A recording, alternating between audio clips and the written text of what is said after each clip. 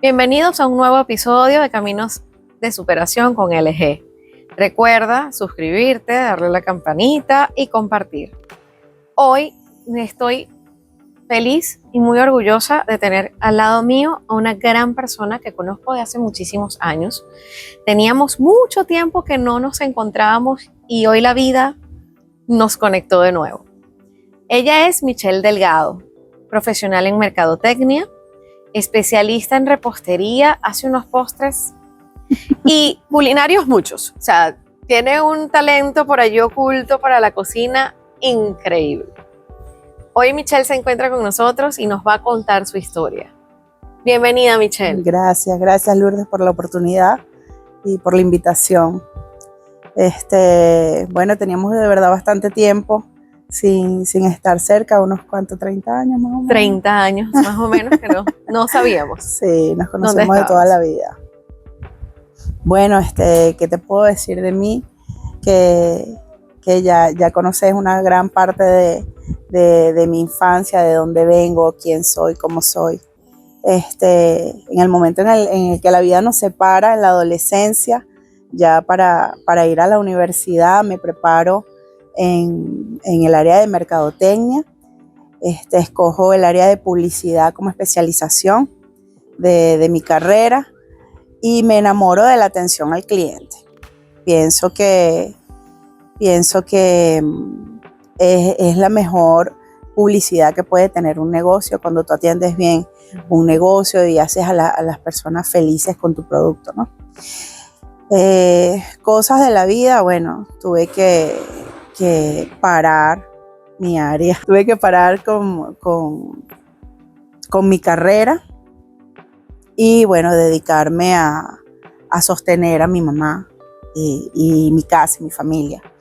Entonces es ahí cuando empiezo a probar con algunas, después de un tiempo de no saber por dónde irme, probé con artes manuales, hacía cosas en anime, zarcillos, cosas, hasta que llegó a la cocina, bajo la escuela de una persona muy especial para mí, que me refugió en sus brazos desde que tenía, 17 años, hasta bien elevada. Imagínate. Mi edad, ¿no? Hasta los 33 más o menos. Y me enseñó el amor a la cocina, a los postres. Me encanta hacer feliz a las personas a través de mis manos, de las cosas que aprendí a hacer con ellas. Qué bonito que eso que acabas de decir. ¿Te gusta ser feliz a las personas con lo que tú haces? Sí, me encanta. Hemos probado, bueno, junto con mi hermano, que ha sido un apoyo importante. Hemos sido apoyo porque él es abogado y su pasión es la cocina también. Entonces nos hemos complementado. Ustedes tuvieron algo con sushi, ¿no? Sí, cómo no. Tuvimos un emprendimiento con sushi en pandemia y ese es mi bebé, gracias. Un emprendimiento sí con sushi cuando la pandemia, que todo paralizó, y de verdad nos fue muy bien, solo que bueno, no logramos concretar la parte de un espacio para poder seguir, para poder continuar. Aún así, bueno, nos seguimos preparando en el área. Ok, qué lindo, me encanta las personas que no se quedan paradas. O sea, la vida a veces nos cambia el rumbo de una forma y uno dice, wow, ahora hacia dónde vamos y cómo nos encaminamos, pero sin quedarnos detenidos. Porque el problema realmente está cuando nos paralizamos. Sí, cuando nos paralizamos, el miedo paraliza. El no saber qué hacer, el no saber y ahora a qué me voy a dedicar, y algo que siempre juega en contra es la ansiedad de futuro. Uh-huh. De que, por ejemplo, empiezas con un emprendimiento y no tienes al principio una buena receptividad, una buena salida, y resulta que estás metido en un círculo al que no le estás llegando.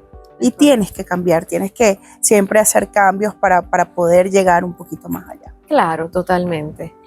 Michelle, hablemos de la Michelle chiquita. Ay, Dios santo. Chiquita en el colegio, chiquita Ajá. en el liceo. ¿Cómo Ajá. fueron esas etapas tuyas en la base? ¿Cómo fue esa formación? ¿Cómo fue esa adolescencia? ¿Fue más adolescencia o fue una adolescencia relajada, tranquila? Bueno, ¿Cómo estuvo esa turbulencia allí? bueno, gracias a Dios, y creo que podemos concordar con lo mismo, que tuvimos una buena educación de base en Total. un muy buen colegio, muy familiar, muy receptivo, muy preocupado, no tanto por las calificaciones, sino por explotar tus talentos y tus habilidades. Eso fue un punto a favor. Es que ese liceo particularmente, bueno, desde el colegio hasta el liceo, era muy avanzado para su momento y la gente no lo comprendía. No lo comprendía, sí. Este liceo buscaba desarrollar talentos Y habilidades. y habilidades por encima del conocimiento per se. Es decir, Exacto. ellos te dan las cátedras, te dan todas tus materias, te aprobaban evidentemente por calificaciones, pero teníamos tantas actividades extracurriculares que explotaban de nosotros nuestras habilidades y todo ese grupo salió muy claro que estudiar. Muy ¿Hacia claro. dónde íbamos a ir? ¿Cómo íbamos a encaminarnos? No necesitábamos psicopedagogos ni nada de eso. No. Realmente fue un método de enseñanzas diferentes. Genuino. Y muy bueno. Muy bueno, muy bueno. Incluso es un tipo de enseñanza que se está implementando actualmente. Y lo digo como quien dice con propiedad, luego de hablar con varias personas pues, que he conocido a lo largo de mi vida. Los principios, los valores se notan.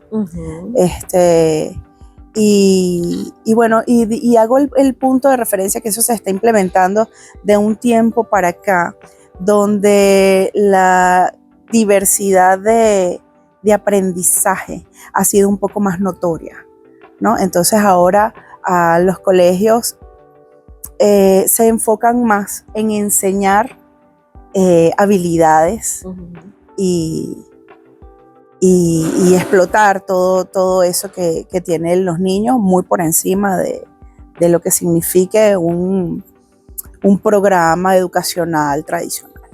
Claro, totalmente. Ahora, háblame de ti en el liceo. ¿Cómo Bueno. estuvo esos movimientos estudiantiles? ¿Sufriste de bullying? ¿Eso no te afectó? ¿Supiste cómo surfear la ola en ese sentido del bullying? ¿O simplemente en tu estadía en los liceos, pues no, eso no te tocó a ti? Creo que fue porque me mantuve al margen. Yo simplemente iba, estudiaba, tuve muy buenos amigos, muy buen grupo. Y entre nosotros, como crecimos juntos, nunca hubo un punto de falta de respeto. Hubo uno que otro estudiante que ingresó luego, que nos hizo la vida un poco picha, y nosotros con cerrar el círculo teníamos. Entonces pienso que no me afectó justo por eso.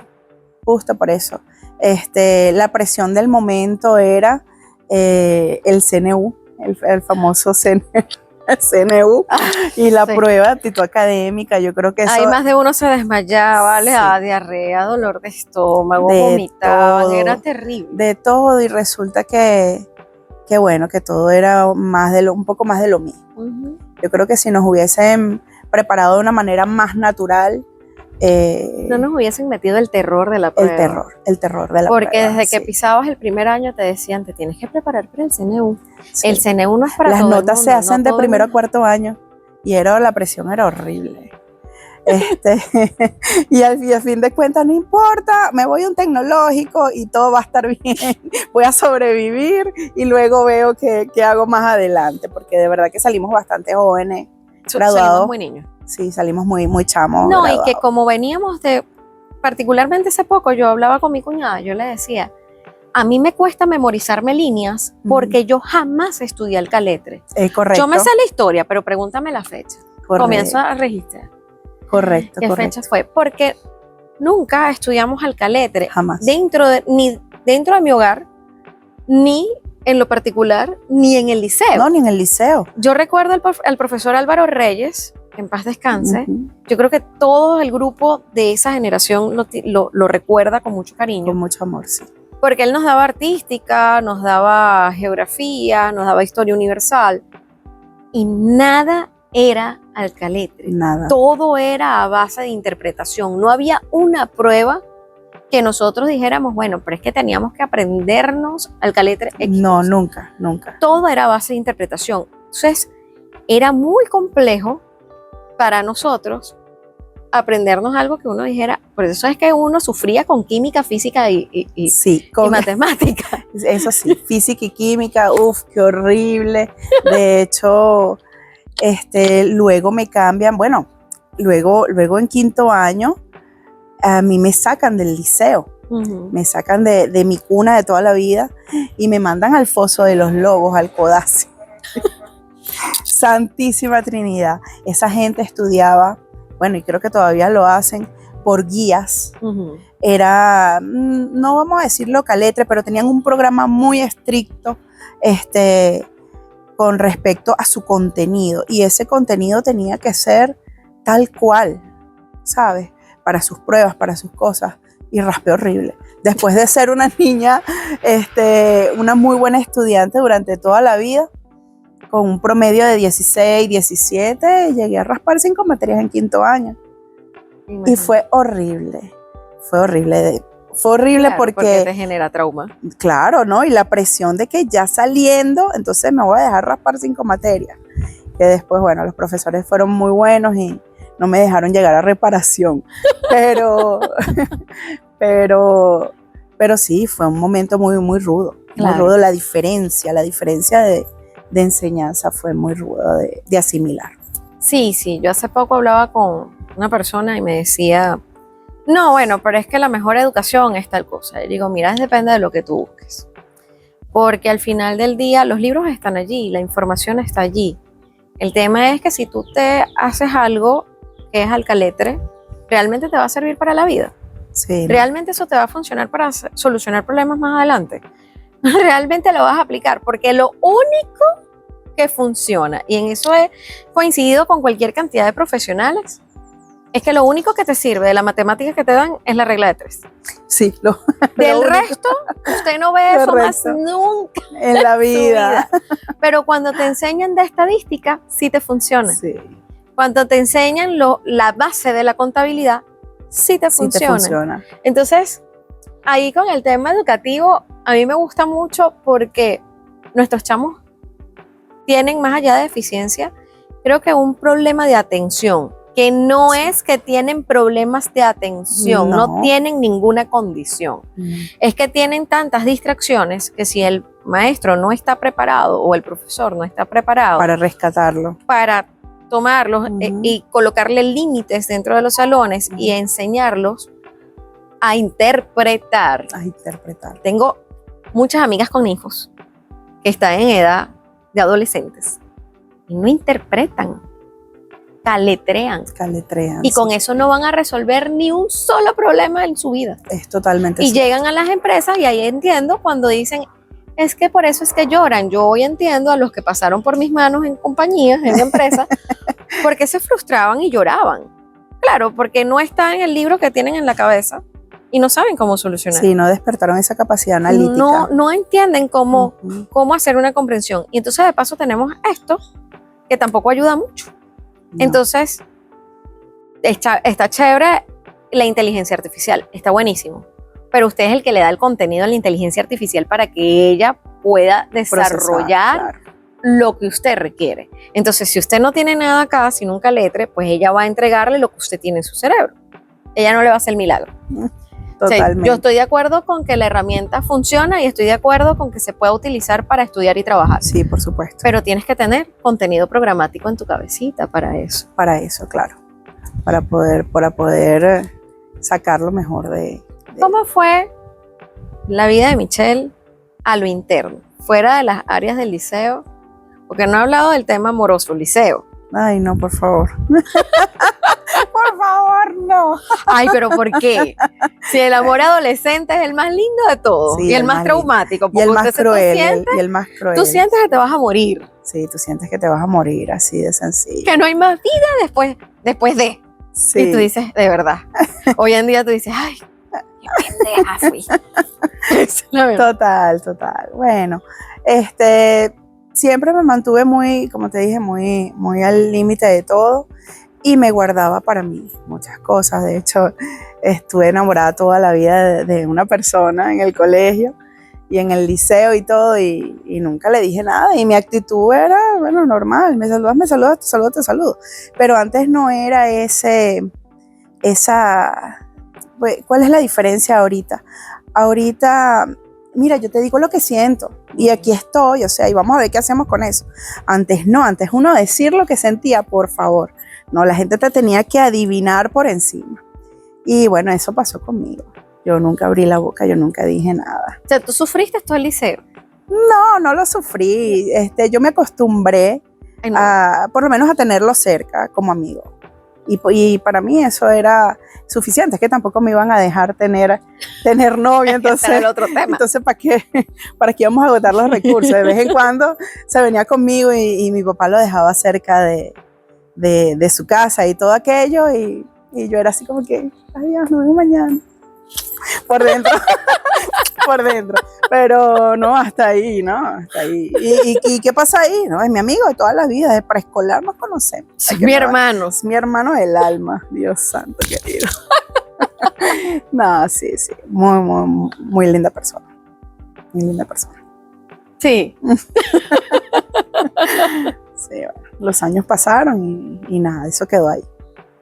Sabes que hace poco conversaba con otra compañera, ex compañera, y yo le decía que entre el bullying, los amores fallidos del liceo, que hay que vivirlos. Sí, hay que Pero hay que vivirlos bonitos, hay que vivirlos bien. No pasarse del noviazgo. O sea, la etapa del noviazgo debe existir. Ya adelantarte a la etapa es enrollarse a algo que usted todavía no está preparado para asumirlo. Totalmente. Tú ves que los chamos hoy te dicen, es que tú no estás en nada, es que eso era antes. Pero es que antes también era así. ¿O es que Antes usted cree también que las hormonas son de antes y las hormonas de ahorita son distintas? Son las mismas. Correcto. O el querer, o el placer, o el deseo es distinto, es el No mismo. es el mismo. Lo único es que teníamos ciertos límites familiares sí, muchos límites que familiares. nos permitían pensar y decíamos, ya va. Uh-huh. Y si yo hago, pierdo todas estas libertades. No, ¿qué va? O sea, yo prefería salir a rumbear que alarme un novio. O sea, yo prefería salir a rumbear. Totalmente, O sea, totalmente. y que tuvieran esa confianza plena. Uh-huh. Pero también vivimos el bullying. Porque el bullying no es nuevo. De repente, yo recuerdo que a mí me decían la Cenicienta, Chiquitica, Chipidel, Pimpollo. Era lo otro que me decían, sometida evidentemente. Porque yo era de las que llegaba a las 12 y ya me tenía que ir a mi casa, calabaza, porque en la princesa ya los ratones no iban a hacer parte del carruaje y toda la cosa. Y tenía ese poco de sobrenombres. Y cuando llegaba el lunes, escuchaba los cuentos de la fiesta y uno pequeño no se sentía mal y uno decía, cónchale, yo no me pude quedar. Hoy lo agradezco. Hoy después lo agradezco. Hoy en día lo agradezco. A mí ni siquiera me dejaban salir. Entonces, no sé, no. De verdad que no tenía esa... Y la fiesta estuvo así, tal cosa, y se volvieron locos todos. Y uno, ok. Pero pienso que estábamos también ahí como en otra parte, o no, en una contraparte de todo eso que estaba sucediendo. Y bueno, muy en lo particular, nunca le presté atención a lo que dijera la gente. Mira, yo tampoco. Excepto hecho, cuando inventaban cosas que no eran ciertas. Uno no estaba ahí, y uno no estaba ahí. Tema que tú dices, pero si yo no estaba ahí. Sí, exactamente. ¿Cómo lo dije si yo no estaba? Ahí sí aplica la canción de Amigo Invisible, ¿no? O sea, eso son puras mentiras. Yo no estaba ahí, pero esta sí era cierta. Nosotras no estábamos ahí. No estábamos. Porque habíamos un grupo de niñas que no nos permitían salir con esas libertades. No. Hoy en día los agradezco muchísimo. Sí, totalmente. Porque nos hace ser las mujeres que hoy somos. Totalmente. Y de poder pensarlo, analizarlo y decir, oye, gracias a Dios, fue de esa manera. Sí, total. ¿Qué significa tu mamá para ti? Wow. Mi mamá, una fortaleza increíble. Una fortaleza increíble. De hecho, wow. Vivo con esto de creer y de pensar que todo lo puedo lograr. Gracias a ella. Y hay lagrimitas, Sí, aunque ustedes total. lo vean porque el sol no nos los permite, porque cambiamos el escenario Sí, y la cosa. Total. De que todo lo puedo lograr, de que todo es posible gracias a ella. Una mujer que muy fuerte de carácter, para nada dulce, nunca, excepto ahorita, que tiene nieta, y ella como que la hizo volver a nacer, de verdad, y es diferente. Pero la mamá que a mí me tocó, o sea, la Laura que a mí me tocó, fue la Laura dura, la Laura de vamos para adelante y salimos adelante. Después de una vida muy cómoda, tuvimos un episodio en la vida muy, muy triste, muy cerrado, muy, muy oscuro, y luego esa mujer se levantó como si nada de todo eso y se volvió a comprar su apartamento y se volvió a comprar su carro y no pasa nada y aquí vamos y aquí estamos. Entonces, gracias a ella yo pienso que todo en la vida es posible. Pero un momento muy complejo, ¿no? Sí, muy complejo, muy, muy complejo. Después de tenerlo todo, quedar en la calle. Complicado. Sí, mucho. Muy complicado porque ustedes eran niños. Ustedes eran niños tratando de entender qué sucedía a su alrededor y cómo levantarse de eso y comprender. No hubo tiempo, o sea, ella dirigía y hay que hacer esto y se hacía y funcionaba. Entonces, no dio tiempo de procesar. Claro, totalmente, totalmente. No voy a ahondar en detalles porque hay situaciones en la vida de las personas que es muy privado. Total. Lo que sí le puedo Gracias. decir es que fue un nuevo comienzo y un nuevo camino para ellos, como familia, Sí. como núcleo. Ella, su hermano, su mamá. Uh-huh. Donde ellos estaban pequeños, estaban adolescentes y donde de estar tranquilos en un hogar, de repente ya no estaban en el hogar que conocían y les tocó salir de allí, quedar en cero, quedar sin absolutamente nada y avanzar. Eso se dice fácil, pero es muy difícil vivirlo. Y su mamá encontró un camino y se superó y de eso hizo que sus hijos aprendieran la superación. Uh-huh. Total. Y que nada los tumba. No, en realidad no. Cada vez que sentimos que porque bueno, vivimos momentos en los que eventualmente sentimos el colapso. Claro. ¿No?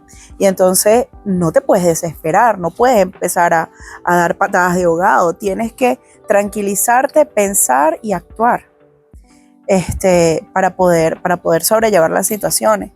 Y eso lo aprendimos de ella. Qué bonito. Un aplauso para Laura. Total.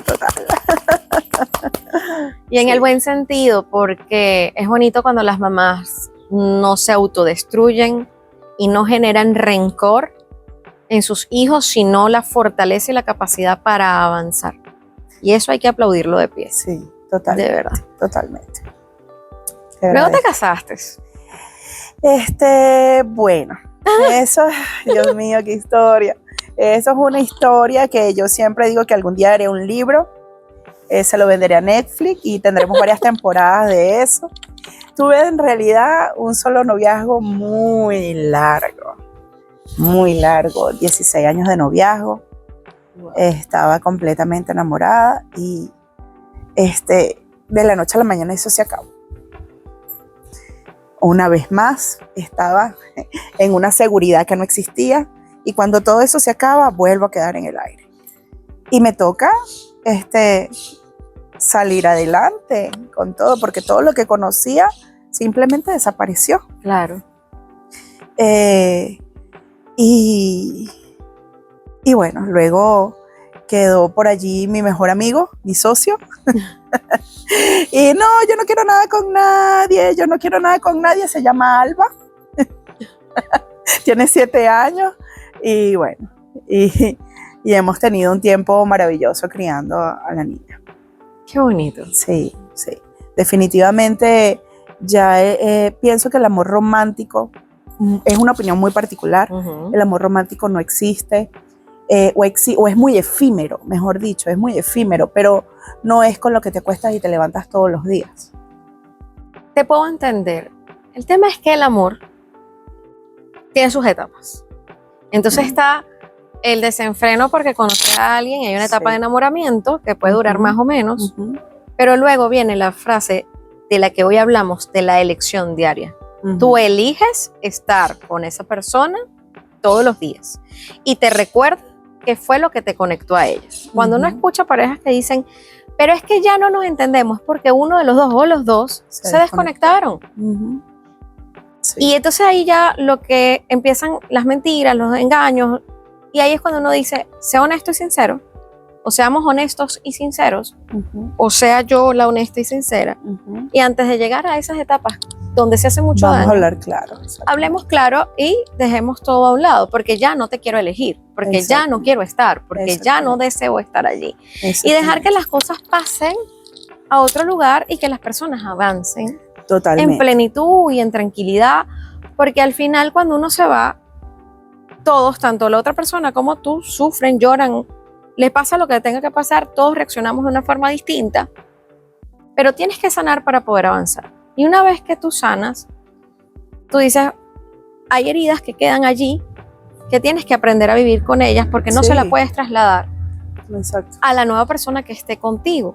Correcto, y fundamental. Y allí es donde entra la inteligencia emocional. Sí, fundamental. Que si usted no la sabe manejar y usted se siente herido, ardido, molesto, vaya y busque terapia. Porque nadie va a ser de su terapeuta. No. Y aparte, usted no es terapeuta. Y parece mentira, nadie aprende por experiencia ajena. Ese dicho es verídico, nadie aprende por experiencia ajena. Tú puedes tener, bueno, por lo menos a mí me han pasado una cantidad de cosas en la vida y a veces hablo con amigas que me exponen sus situaciones y yo le digo, mira, en mi experiencia a mí me pasó esto, pero tú tienes que despertar, tú tienes que discernirlo, tú tienes que analizarlo y tomar de todo eso lo que se te acomode y lo demás soltarlo. Total. Porque todo en la vida es una enseñanza, todo en la vida es una experiencia y no todo, o sea, el mundo no es el color rosa que nos dicen las películas animadas. Y aparte, no somos la bolita del universo. No, exacto. El mundo no gira ni alrededor de la otra persona ni alrededor tuyo. El mundo simplemente gira. Sí. Y nosotros vivimos dentro de este mundo que está girando.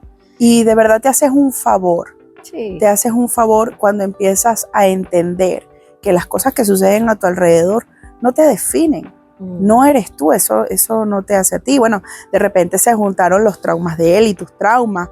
De repente esa persona viene de relaciones tóxicas, viene de otro tipo de educación, y todo eso se junta y bueno, y se hace un alboroto al final que si después sabes comprender eso, puedes perdonar, puedes dejar ir, puedes seguir con tu vida sin que eso te sofoque. Claro, total. Porque hay personas que se sofocan con todas, se abruman, no saben gestionar las emociones. No fue sencillo. No. Para ti no fue sencillo. No, nunca. De hecho, son 12 años de gestionar todo esto. Y bueno, nada, de gestionarse. Han sido muchos años de terapia. Bueno, han sido 12 años de terapia, de mucha lectura, de obtener conocimiento para poder surfear esa ola, para poder responder todas esas preguntas internas. Y la primera es ¿por qué a mí? Claro. No es por qué, es para qué. ¿Qué vamos a fortalecer con esto? ¿Qué nos puede quedar de esto? Y de verdad que tenía que suceder de esa manera y ha sido lo mejor. Qué bueno. Sí. Hablemos de algo. Porque fruto de todo esto que sucedió, llegó una bendición a tu vida. Sí. Sin romantizar, pero el poder tener hijos es una bendición. porque es la capacidad de poder preservar a nuestra especie, que es la humana, y a su vez dar vida. Dar vida. Sí. Ver el milagro de la vida crecer en ti y otorgarla. Y de paso te dejan la gran tarea y responsabilidad, el de allá arriba, de que lo formes, de que lo críes, sí, de que lo lleves hasta el punto donde pueda ser una persona sana, independiente para la vida y para poder seguir y continuar dentro de un mundo. El legado de la vida, pues. Es correcto. Háblame de Albita. Sí, bueno, estuve muchos años con un tratamiento de fertilidad para poder tener hijos y no se dio. No era la persona con la que tenía que tener los hijos y pasa la vida, está la ruptura, esa persona tiene hijos con esa otra persona. Eso fue un golpe durísimo para mí, porque lo primero que pensé es que el problema era mío. Ahí voy a hacer un alto. Jamás juzguen a una persona porque a una edad u a otra no pueden tener hijos o no lo tienen. Sí. Aprendamos a ser discretos en la vida y dejen de preguntar ¿y para cuándo lo echamos? Porque usted no sabe si la persona tiene una lucha interna, privada, con su pareja o sola para poder tener hijos. Dejen de criticarse mujeres por si es más vieja o menos vieja, si es más joven o menos joven, si se casó o no se casó, si tiene pareja o no tiene pareja, porque usted no sabe el karma o el infierno que cada persona está viviendo o con qué está luchando o con qué viene batallando, porque es muy difícil cuando una persona está en tratamientos de fertilidad y no puede tener hijos. O peor, en tratamientos de fertilidad y otras situaciones, pérdidas. Usted no sabe lo doloroso que es para una pareja, porque no solo lo pierde la mujer, lo pierde el hombre también. Cuando están en esos tratamientos y pierden al bebé. Son dolorosos porque siguen siendo padres, pero de un hijo no nacido. Y es complejo, y es duro. Porque el Día de las Madres, tú te recuerdas que ese día pudiste haber tenido tu bebé de meses o caminando, pero no nació. El Día del Padre pasa lo mismo. Entonces hoy, tomémonos 2 minutos para sentarnos a reflexionar y dejar de señalar o criticar. Y dejen de preguntarle a las parejas jóvenes o más adultas o lo que sea, no, bueno, es que ellos no pueden tener hijos porque ya están muy viejos, o una de las parejas está más vieja que la otra, o es que es muy chamo, o no, usted no es el Dios de nadie. Sí. El que está allá arriba es el último que tiene la palabra, pero aquí en la humanidad, seamos eso, seamos humanos. Un poco más empáticos con personas que tal vez están pasando por procesos. Asimismo, cuando uno le dice que estás gordo o estás flaco, usted no sabe los procesos de una persona. En los procesos de que si estamos gordos o estamos flacos, usted no sabe si están en tratamientos hormonales, si no puede bajar de peso por una condición o por depresión. O sea, hay tantos factores por lo que una persona puede ser muy flaca o muy gordita o pasado de peso. Para nosotros es tan normal decir la gordita, la flaquita, la chinita, la bajita. Sí, nadie se ofende por eso. Que la gente no se ofende en nuestro país. Pero si nos están viendo en otro lugar, para Venezuela esto es normal. Ahora, si usted tiene un poquito de sobrepeso o tiene sobrepeso, hay muchos factores, igual que lo contrario. Entonces seamos un poco más compasivos, empáticos. Y deje de meterse en la vida ajena, porque al final es eso, deje de meterse en la vida ajena. Sí, Michelle, total. Y aquí cuando hablo y hago esta previa porque quise hacer el alto, es porque también está la otra parte. Hablamos de inclusión. ¿Qué tipo de inclusión? ¿Qué tipo de inclusión sienten los padres cuando tienen un hijo de condición especial? Tiene condición, no está enfermo, tiene una condición distinta al hijo suyo. ¿Cómo se siente un padre que su hijo tiene una condición? No es una persona que está enferma, no. Tiene una condición. Y profesores, escuelas, instituciones, organismos de salud, médicos, enfermeras, lo tratan como que si estuvieran enfermos. Es una condición. O peor aún, como si fuese un niño majadero, como si no está bien educado o si es más majadería de los niños, y me ha tocado. Que si se quieren portar bien o si se quieren portar mal. Correcto, exactamente. Michelle, tu hija es una niña con condición. Sí, Alba es autista. Realmente el cómo se siente un padre, creo que para la etapa inicial donde a ti te dan un diagnóstico, o sea, tú vives tu embarazo con tranquilidad, tienes a tu bebé, lo ves entre tus manos desarrollarse de manera normal mientras son bebés, y tú nunca te vas a imaginar que hay algo que no está funcionando correctamente. Del todo bien. Del todo. En el caso de Alba, el autismo fue diagnosticado a los 2 años. Fue como una previa, ¿no? A los 18 meses ella da un cambio, ella da un giro de 360 grados con todo su neurodesarrollo. De hecho, hubo una involución, todas las cosas que había aprendido, pues las desaprende, y nosotros no entendemos qué es lo que está pasando con ella, ¿no? Y bueno, hay que llevarla al médico porque algo está pasando. Y cuando te sientan y te dicen autismo, tú te asustas. Claro. Tú te asustas. Te pasa una película por la mente. Mi hija no va a tener una vida normal, no va a ser normal, va a sufrir, va a ser, o sea, una película de terror, ¿no? Y pienso que eso lo han vendido de esa manera, porque en realidad sí es fuerte, pero cuando te dejas llevar por la depresión, porque hay una depresión, claro, por el hijo deseado que tú querías, esa estrellita brillante que tú querías perfecta, y entonces te dicen que esa estrellita brillante y perfecta no es perfecta, tú te deprimes, como padre te deprimes, y dices, porque otra vez, porque a mí, ¿por qué me pasa esto? Porque a mí, porque a mi hijo.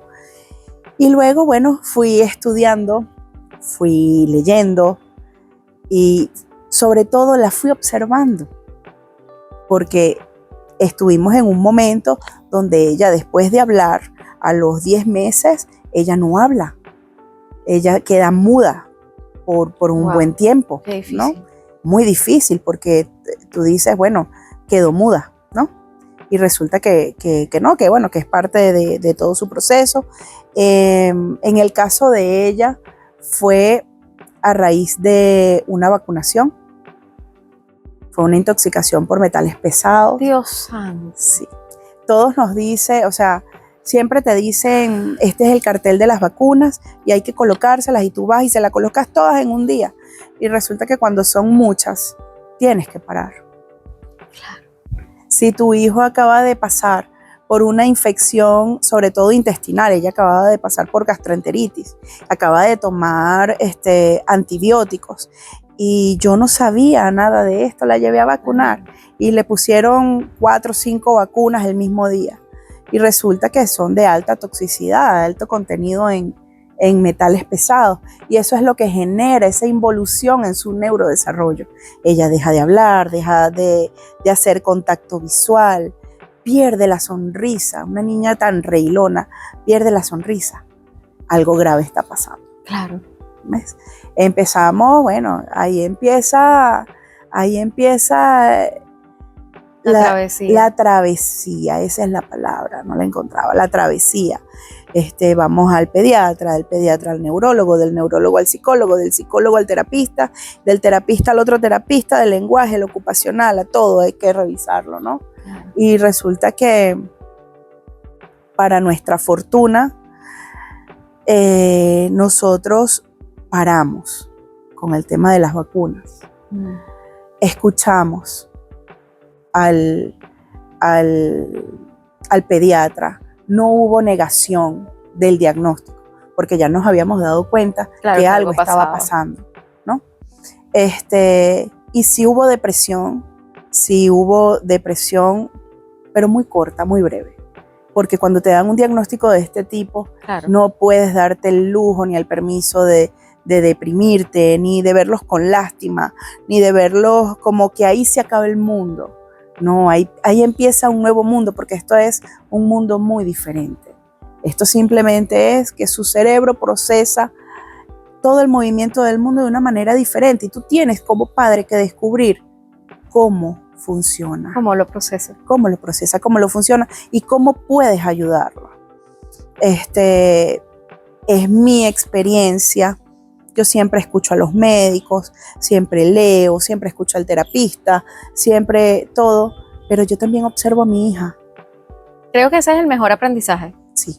Observarlos, porque ellos te van a enseñar cómo lo quieren, de qué manera lo quieren, cómo aprendes, por qué reaccionan. Sí. Y al final, Michelle, es que es igual con la estrellita perfecta, como le dijiste tú. Es mi estrella perfecta. Porque ella es tu estrella perfecta. Claro, total. La estrellita perfecta de otra persona también la tiene que conocer, porque al final es un ser vivo que tú estás conociendo. Sí, totalmente. Y por eso te digo, y es mi estrella perfecta. ¿Por qué? Porque ella en su mundo, ella ha aprendido a brillar sola.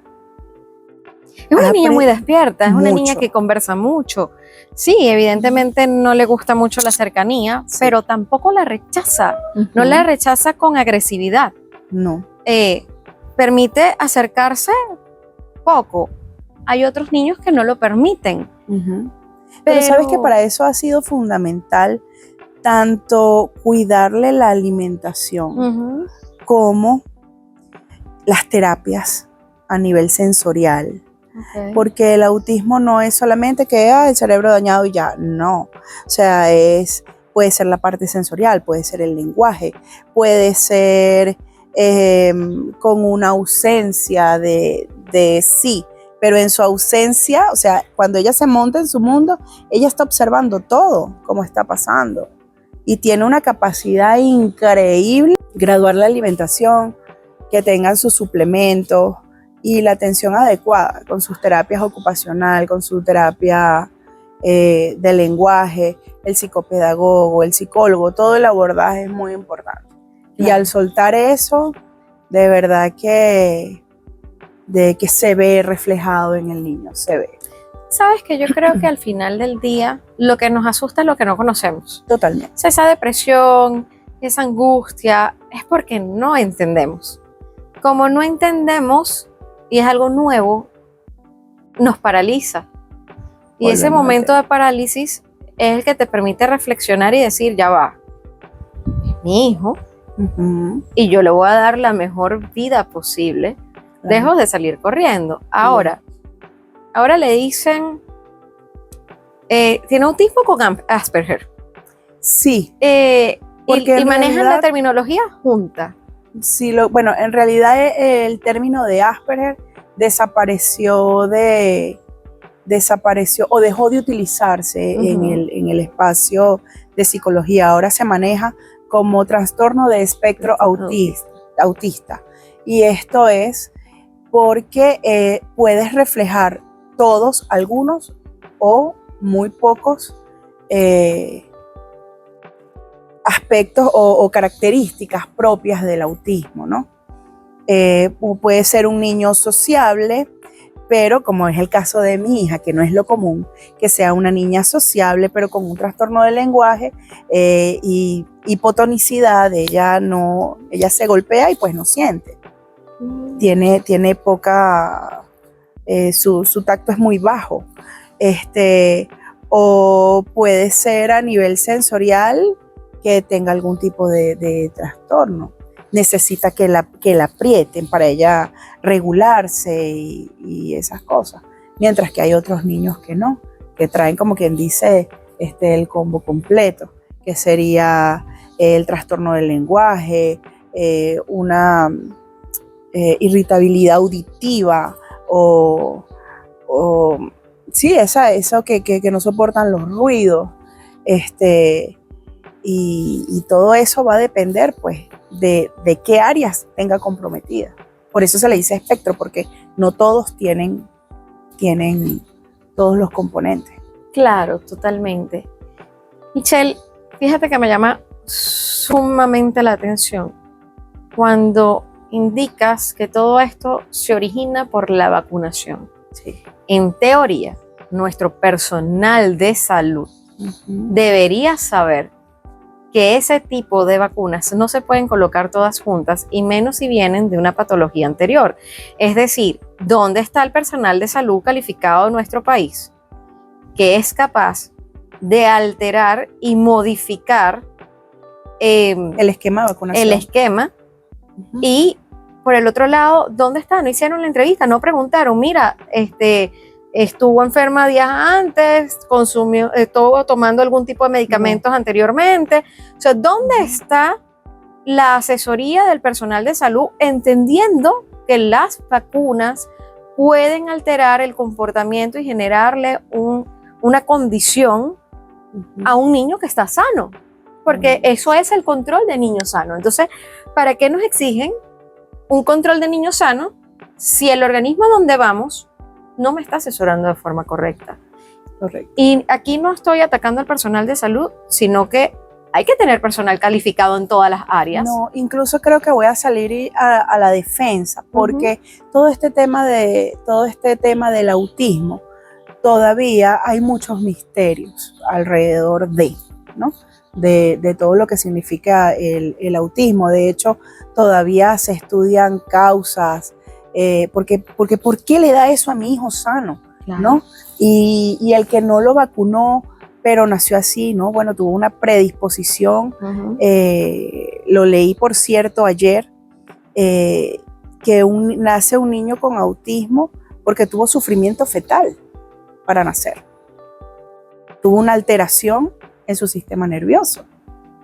Entonces todavía las causas están en estudio, todavía esto de los metales pesados está en estudio. Hay incluso neurólogos y profesionales de esto que simplemente ellos no creen que una vacuna pueda generar. Todavía está esa resistencia, que una vacuna pueda generar esto. También hay un componente genético. Claro, total. Hay un componente Eso es lo que te iba a genético. preguntar. ¿En algún momento le hicieron el examen de predisposición genética? No, ese examen no, de hecho, ese examen no lo hacen todavía acá. Ok. No hay como quien dice, se me fue la palabra. ¿No hay un examen? No, el estudio? examen existe, pero es como que no es la prioridad de estudiar, porque no se ha tomado en cuenta o es muy, muy reciente esto de la predisposición genética en el autismo. Entonces, ¿qué es a lo que va? Es, sí, tiene una disrupción en su neurodesarrollo.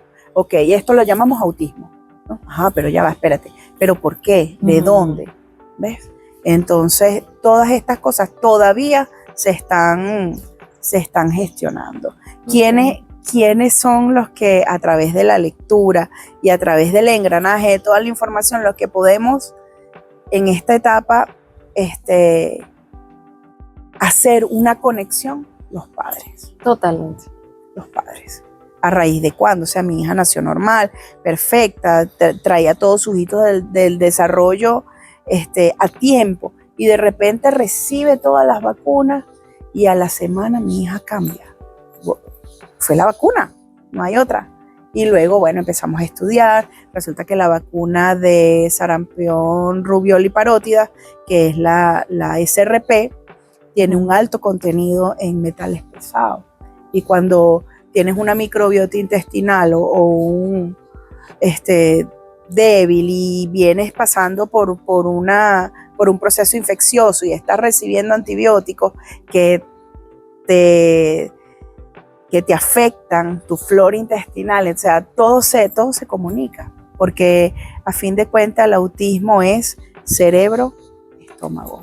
Ya te voy a decir, porque lo primero que le controlan a los niños con autismo es la alimentación. O sea, su dieta es bastante estricta y bastante adecuada a cada perfil de cada niño, porque esa es otra cosa. Yo recuerdo que mi primo, su hijo es autista y es bastante severo, por decirlo así, y ese niño no quería comer otra cosa que no fuera mantequilla de maní.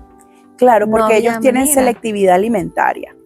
Pero resulta que la mantequilla de maní le hacía muchísimo daño. claro, es un alérgeno. Entonces, cuando él no está en este país, está en otro lugar, en otro país, cuando él me decía que había veces que él le pedía perdón a Dios porque el niño gritaba mucho, muy pequeño, gritaba mucho, y él decía que se ponía tapones en los oídos para poder estar con él porque él no dejaba de gritar y gritar y gritar, Porque no hasta dejan de que fue hacerlo. entendiendo él y su esposa cómo llevarlo, pero fue porque comenzaron a leer sus patrones, cómo hacer, al punto de tomarle fotos a él comiendo, él sentado, él bañándose, él jugando, con todas las actividades que él hacía. Y entonces él iba al lugar donde estaba su ficha de fotos y decía esto. Y entonces ellos le daban lo que él estaba pidiendo, solicitándose, porque era su forma de comunicación. A través de pictogramas, sí, es muy común. correcto. Es muy común. Pero él me dice que cuando él aprendió a hacer todo lo que es panadería sin gluten, aprendió a cocinar, aprendió a diseñar alimentos distintos, aprendió a trabajar con legumbres, aprendió a trabajar con una cantidad de cosas distintas a las que ya conocía, él cocina. Pero cuando él me habla de la mantequilla de maní, él me decía, es que lo que le da en el cuerpo no le da una alergia, es que le modifica la personalidad. Sí, totalmente. Al punto de hacerse insostenible. Se vuelven más agresivos. Y eso pasa a ser como un detonador de toda su parte sensorial, porque tienes, bueno, por supuesto, una alteración que viene ya de adentro. Recuérdense que el testimonio de ella es basado en lo que ella ha vivido, en lo que ha investigado junto con sus médicos. Sí. Y que tal vez el caso de usted es totalmente diferente. Correcto. Y no por eso lo que hoy Michelle nos cuenta está errado. Exactamente. Sobre todo donde estamos, que aún falta mucho por estudiar, pues todas las puertas están abiertas, todos los campos están moviéndose, y tal vez hoy en día faltan cosas por hacer, muchísimas. Muchísimas. Yo te hablaba del estudio y la predisposición, porque ahorita hay muchas pruebas que te dan que si el perfil de predisposición a enfermedades autoinmunes. Bueno, en tal caso yo digo que eso deberían incluirlo cuando los bebés nacen. Total. Las primeras semanas le mandan a hacer un estudio muy para saber de predisposiciones genéticas, que es la famosa prueba del talón. Entonces, esa sería una oportunidad buenísima para ver la predisposición genética. No, y está una que la vi hace poco donde mi ginecólogo, claro, no la hacen acá, pero sí toman la muestra aquí y la envían afuera, que es para ver si viene con síndrome de Down. Sí, de hecho lo hacen también a través de un eco genético en cierto tiempo de la gestación. Sí, correcto. Todos esos estudios. O sea, allí deberían incluirla. O sea, si tienes esta, ¿por qué no tienes la otra? Sí. Tal vez es muy ligero de nosotros decir que sería sencillo, pues no somos médicos, pero exactamente. Creo que es bastante importante. Pero sería un avance, porque esto es yo no lo llamaría una enfermedad, es una novedad de estos tiempos. Del comportamiento. Ahorita es muy normal. Y no lo llamemos solamente autismo, está el déficit de atención, está la hiperactividad, están los trastornos del lenguaje.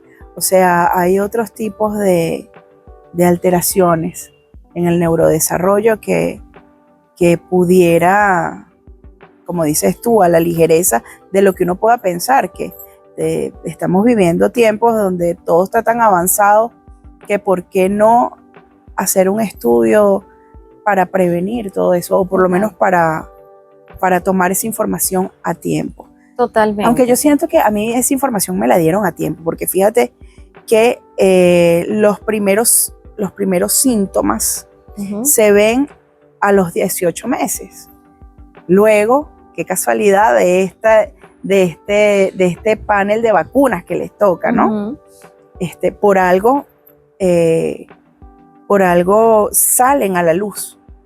Digo que este conjunto de vacunas, pues si estaba la cosa en el borde, pues lo empujan. Claro. Y te lo pone en las manos, te lo aflora, exactamente.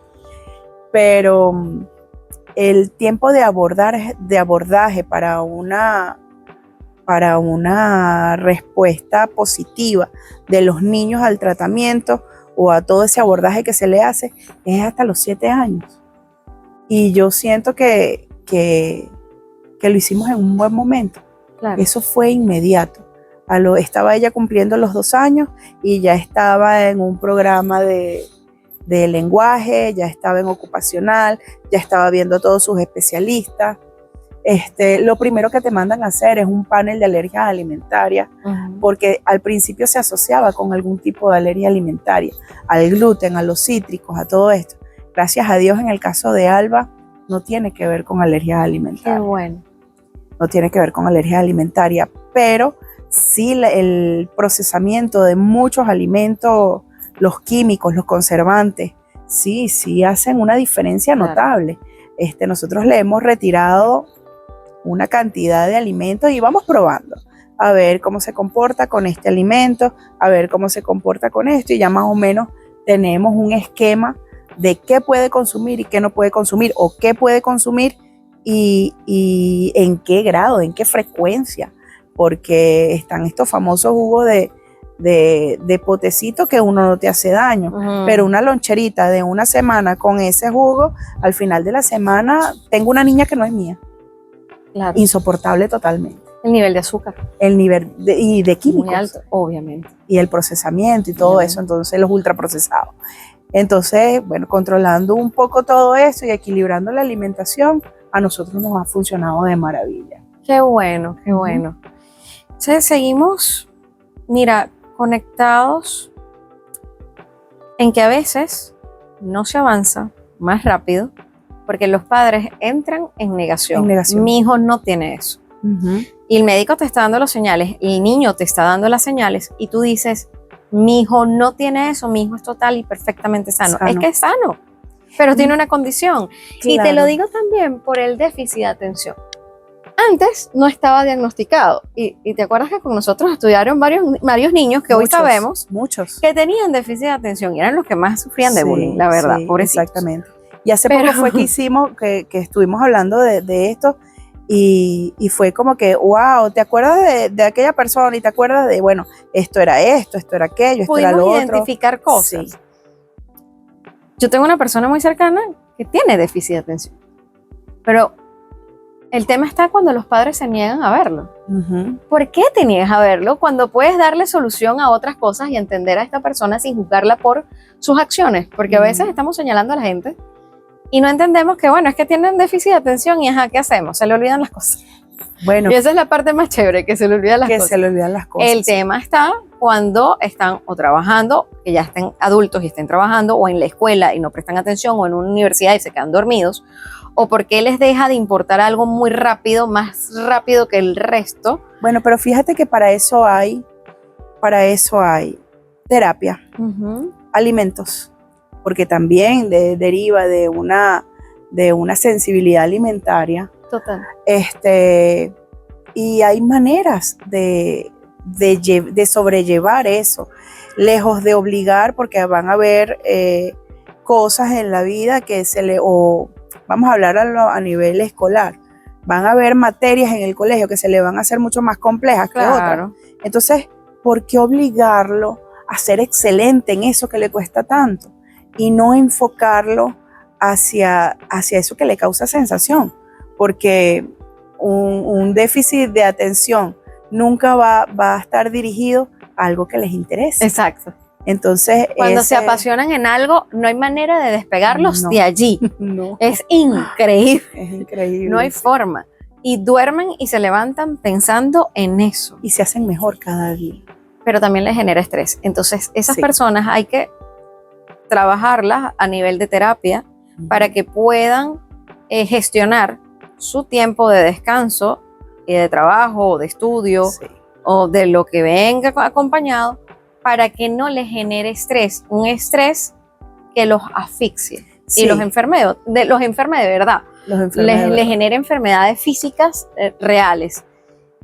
Tengo otro caso que es hiperactividad, o sea, una mente muy brillante, pero con una hiperactividad increíble que te arropa.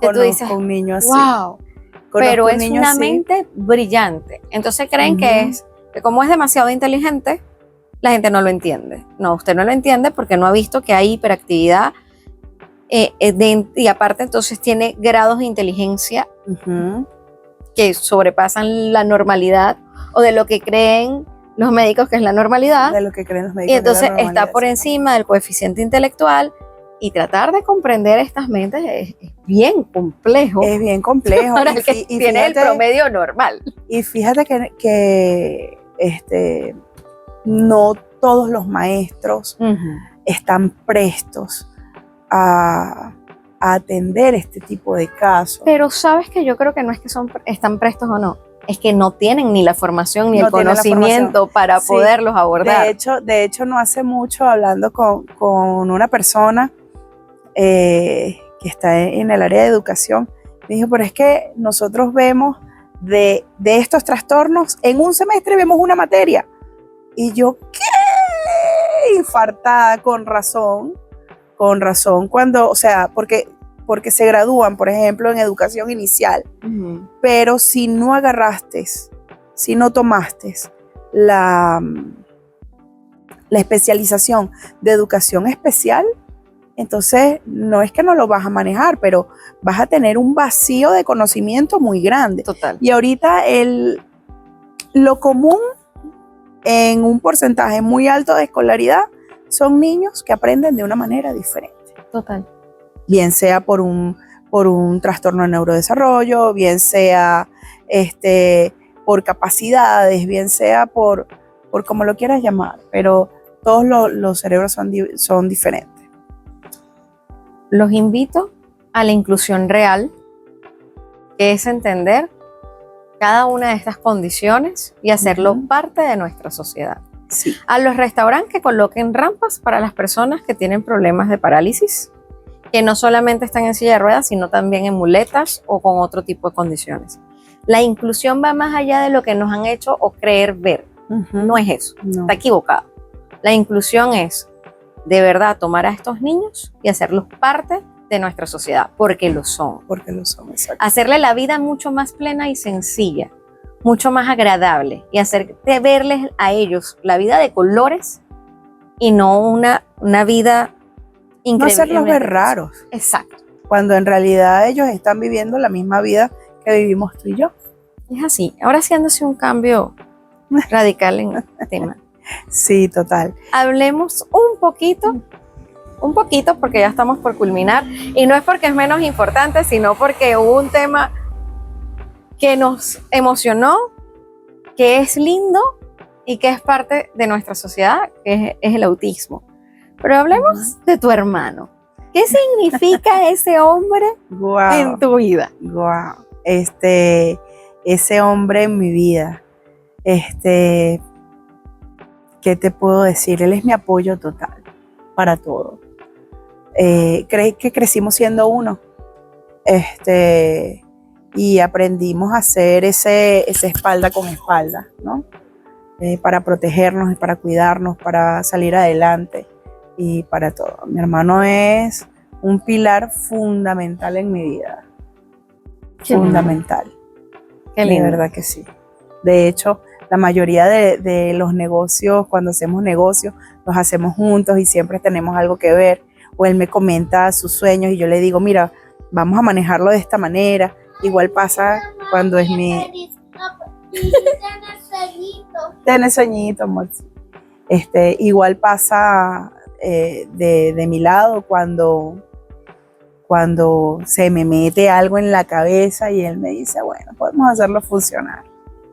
Todo es posible en el mundo de tu hermano. Todo es posible, todo es posible. Abogado, bartender, corredor de seguro, profesor de jiu-jitsu, o sea, de taekwondo. Es impresionante.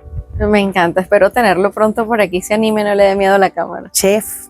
Por eso, Entonces, espero tenerlo pronto por aquí. Sí, él no para, de verdad. Él es un personaje desde que estábamos chamos. Sí, desde que estábamos chavos. Una persona con unos sentimientos increíbles. Increíble, totalmente. Yo lo recuerdo con mucho cariño. Es una persona muy linda, no tiene malicia. Exacto. No tiene malicia, aún y cuando, bueno, la vida no le ha sonreído de la mejor manera, él siempre tiene algo chévere para salir adelante, para obviar eso, y seguimos y sigue confiando y le siguen pasando cosas. Bueno, pero es parte de su naturaleza. Yo creo que él mismo no se ve cerrándose o para no salir herido por algo. Él va a todas. Qué bello.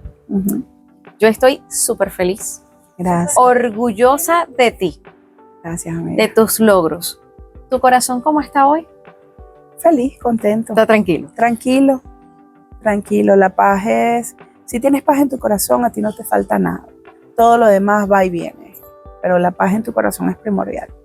Estoy muy orgullosa de ti. Michelle, jamás olvides que tu sonrisa nos ilumina a nosotros. Ay, me vas a hacer llorar. Tienes una sonrisa espectacular, un ángel, como dicen las abuelitas, que solamente lo tienes tú, esa aura Gracias. que te cubre, que nos cubre hoy en este espacio, en este jardín, con este lindo sol. Adorado sol. Te has caído y te has levantado muchas veces y hoy nos enseñas que eres un ejemplo de mujer. Gracias. Y que el primer valor en tu vida eres tú. Gracias por eso. Ahora te dejo las cámaras para que digas lo que quieras decir, el mensaje que quieras transmitir. Ese espacio es para ti. Y yo me despido hasta otro próximo episodio. Bueno, súper agradecida por la oportunidad de dejarme hablar, de dejarme conocer. Y el único mensaje que puedo tener es el que ya te digo: cuando hay paz en tu corazón, todo lo demás va y viene, y que todo es circunstancial en la vida. No te dejes ahogar, no te dejes afligir, siéntate con tu mente tranquila y verás cómo todas las soluciones van a llegar en cualquier momento. Todas esas ideas para salir de todo eso que estés pasando llegan a ti en cualquier momento, y tu vida la vas a ver de otra manera. Gracias, Michelle. A ti, mi amor. Chao.